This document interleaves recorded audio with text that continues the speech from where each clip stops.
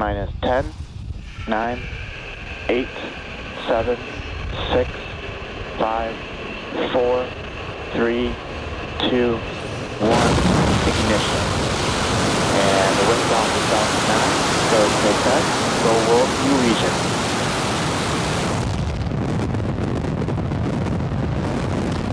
Vehicle's pitching downrange. Stage 1 propulsion is nominal.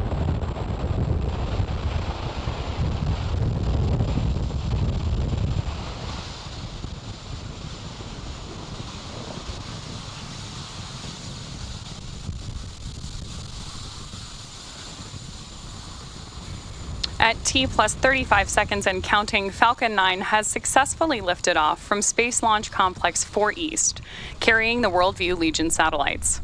In just a few seconds, we'll throttle Power the engines. Telemetry nominal. There's confirmation that engine telemetry is nominal.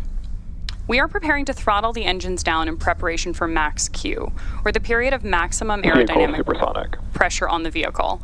And with that call out, we know that Falcon 9 is moving faster than the speed of sound. During ascent, we tilt the engines. Max Q. There's the call out for max Q. Now, the technical term for that engine tilt is called gimbaling. That turns the rocket horizontally in what we call a gravity turn.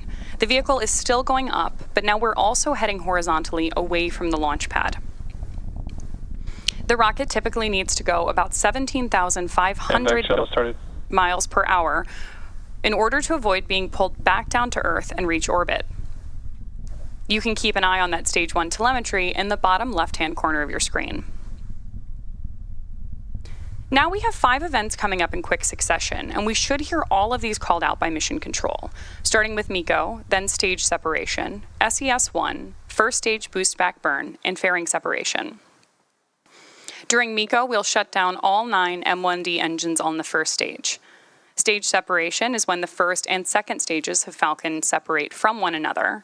And second engine start 1 is when we will light the MVAC engine on board the second stage for the first time. Shortly after that, we should also see those 2 fairing halves jettisoned.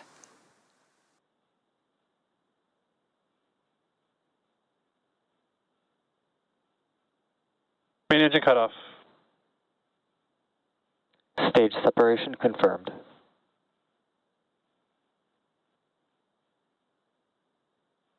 MVAC ignition. Stage 1 boost back startup.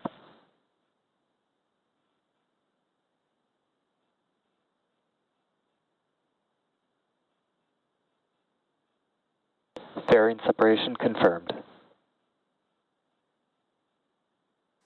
So hopefully there you heard and saw those 5 events happening back to back, which again were MECO, stage separation, SES-1, first stage boost back burn begin, and fairing separation. Of course, we will be attempting to retrieve these fairing halves again today once they fall back to Earth with our recovery vessel, Go Beyond.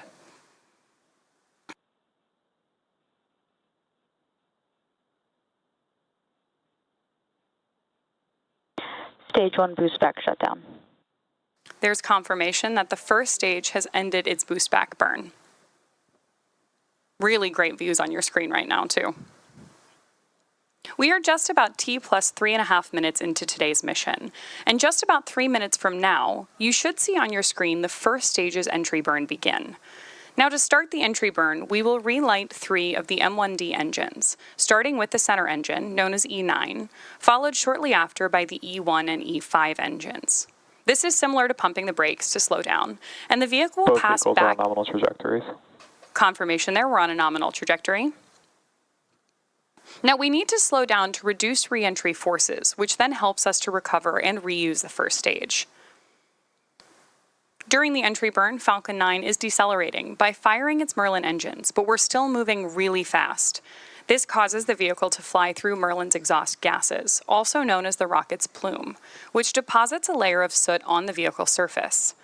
That soot comes from the carbon-based fuel that Falcon 9 uses, and with each flight, the soot builds up a little more on the outside of the rocket.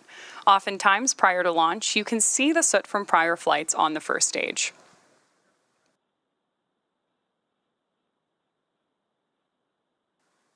Continuing to get really beautiful views from up in space.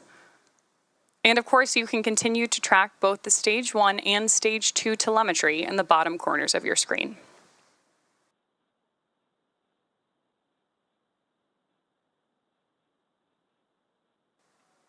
On the left-hand side of the screen, you've got views of our grid fins with the Earth in the background.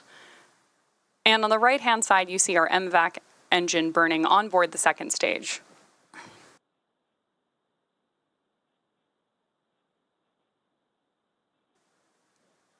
On board the second stage are MAXAR's first of 2 WorldView Legion satellites. Those satellites will replenish a portion of MAXAR's existing constellation to expand capacity.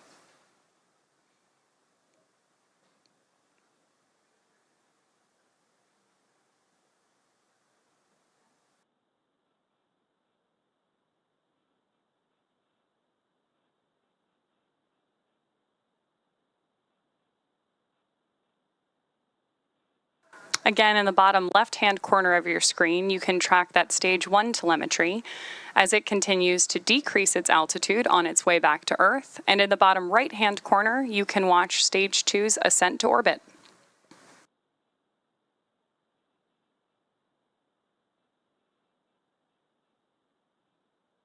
The grid fins that you can see on your screen right now are the primary mechanical mechanism by which we steer the first stage on its re-entry.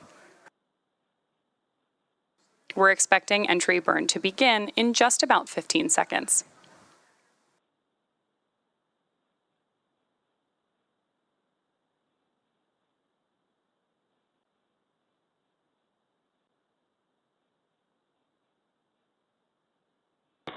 Stage 1 entry burn startup.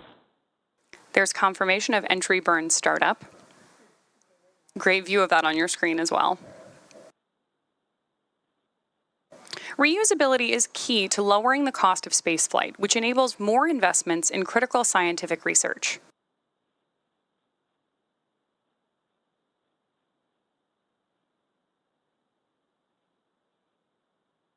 Stage 1 entry burn shutdown. With confirmation of entry burn shutdown, the Falcon 9 first stage supporting today's mission has now performed that entry burn 20 times.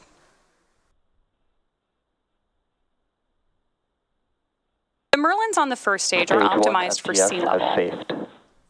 These achieve 190,000 pounds of thrust each during ascent and descent.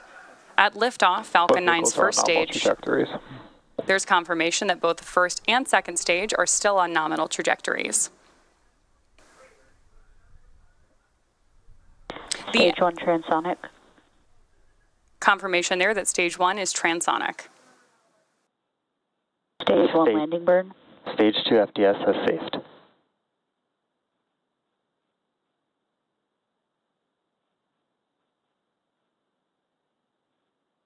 Right now, we're standing by for landing of Falcon back on landing zone 4 at Vandenberg Space Force Base in California.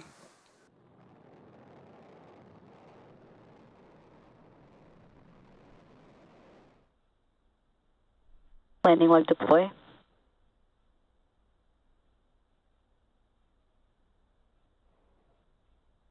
Stage 1 landing confirmed. Confirmation there of the 20th launch and landing for this first stage. This is the third booster to complete 20 flights. And this landing marks SpaceX's 302nd recovery of an orbital class rocket, including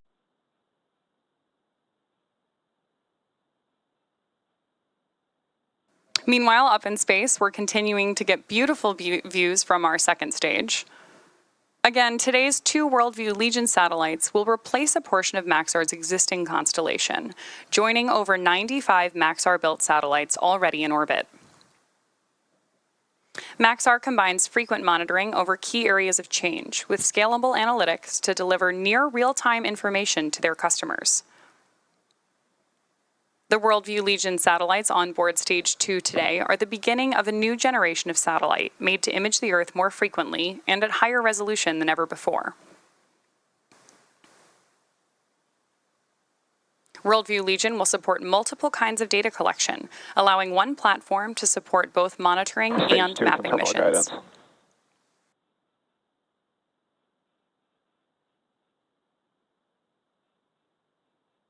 Now we are standing by for confirmation of second engine cutoff 1, expected in just about 10 seconds.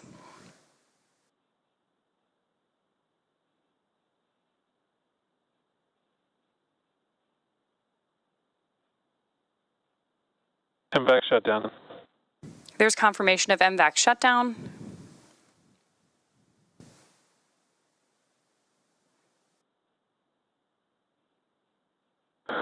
Nominal orbit insertion. And confirmation of good orbit insertion. Well, we are just a few minutes away from payload deployment. It's going to happen between ground station coverage. So confirmation will come on X when we regain coverage later on in the mission. All of us here at SpaceX want to thank our customer MAXAR for entrusting us with today's launch.